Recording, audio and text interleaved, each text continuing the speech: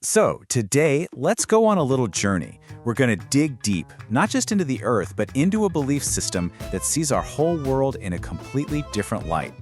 It's a story that some believe isn't written in books at all, but in the very stones right under our feet. Let's start with a big what if.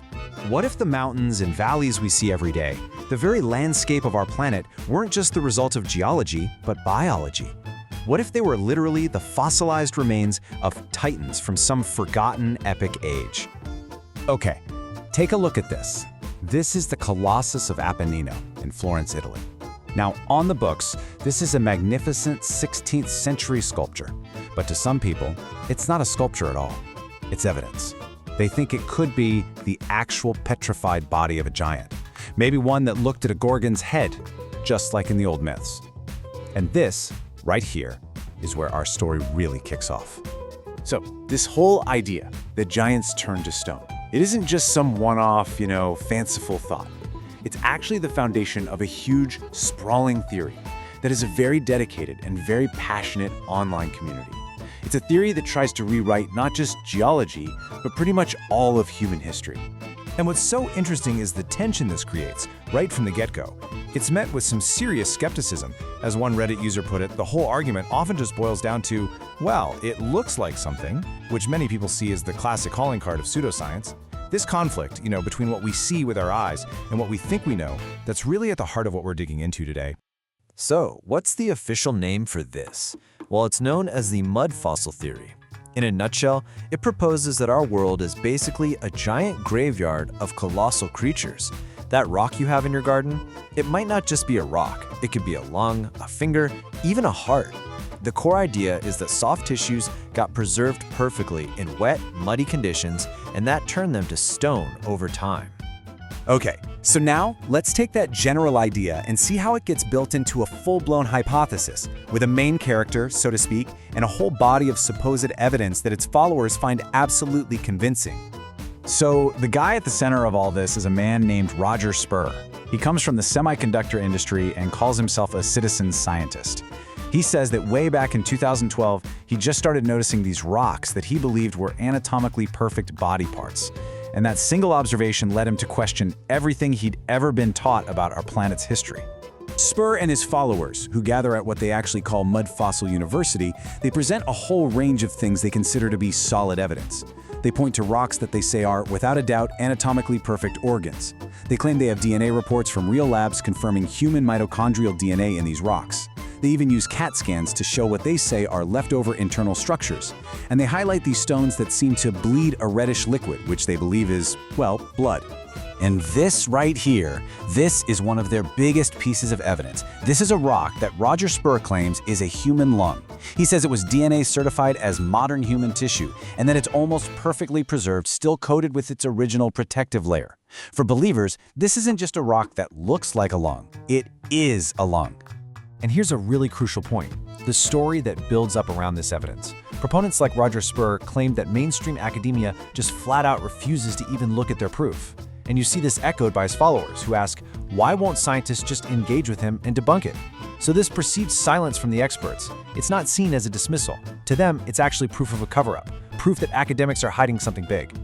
So that brings us to the other side of the coin, right? If one group sees a fossilized lung, what does a mainstream geologist see? This is where we have to understand the tools and concepts that science uses to look at the world, and why just seeing something isn't always the same as proving something. You say a geologist who finds a strange-looking rock isn't going to just stop at, hey, that looks like a thing. They'd start with a whole series of basic questions, like what was its position in the ground? What other kinds of rock were around it? Did you find a whole skeleton, or just this one supposed organ? And the big one, have you done a thin section analysis? That's where you look at a sliver of the rock under a microscope to see if it's made of biological tissue or just mineral crystals. It's all about gathering context. And there's this really powerful psychological thing happening here too. It's called pareidolia. Basically, our brains are incredible pattern-finding machines. It's a survival trait that helped us spot predators hiding in the bushes, but sometimes that pattern-finding software goes into overdrive. It's why we see the man in the moon, or a face on a piece of toast, or, yeah, maybe a human lung in a rock. Let's go back to those bleeding stones. This is a real thing. It's been seen at places like the Karnak temples in Egypt. And yeah, a believer might see this and think it's proof of a biological origin. But geologists have a perfectly good explanation for it. It's just chemistry. It's the oxidation of iron oxides that are already inside the sandstone. In other words, it's basically a form of rust that leaches out when it gets wet. So it looks like bleeding, but the cause? Pure geology. Now, it's really important to get this. The mud fossil theory, it doesn't exist in a bubble. It's actually one piece of a much larger web, a whole interconnected ecosystem of alternative histories that all challenge the official story of our past. This slide does a great job of laying out two totally different ways of seeing the world. On one side, you have mainstream history, built on peer-reviewed evidence and the idea of slow, gradual progress. And on the other side, you have this vision of a lost golden age, with super advanced ancient civilizations that was wiped out by a massive catastrophe, like a great mud flood, and then systematically covered up by the institutions we trust today. It's a complete reboot of who we are and where we came from. And this whole ecosystem includes a bunch of other ideas you might hear about in the same online spaces. There's the lost global Tartarian Empire that's often the lost golden age. The Great Mud Flood is the disaster that destroyed it. And once you believe in a huge cover-up like that, it's not a big leap to connect it to modern ideas about secret space programs or shadowy groups like Majestic 12 hiding alien contact. They all kind of feed into each other, creating this vast, internally consistent world of hidden history. Some people have actually called the Tartarian theory the QAnon of architecture. And that comparison suggests that this is about more than just old buildings. It really points to this deeper cultural feeling, a kind of discontent with the modern world, and a longing for a past that felt grander, more beautiful, maybe even more magical. In a time when a lot of people don't trust institutions, these stories offer a powerful alternative to the official version of events. Okay, so this brings us to the biggest question of all, maybe the most important one. Why? Why are these stories so powerful? What is the deep, human appeal of a secret history filled with giants and lost empires and cosmic cover-ups? Just look at this comment that was left for Roger Spur. I am hungry for the truth. You see, this isn't just about arguing over rocks. For a lot of people, this is a deeply spiritual, deeply emotional journey.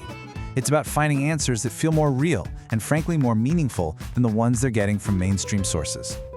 So what's the draw? Well, for one, these theories can make the world feel, well, more magical, right?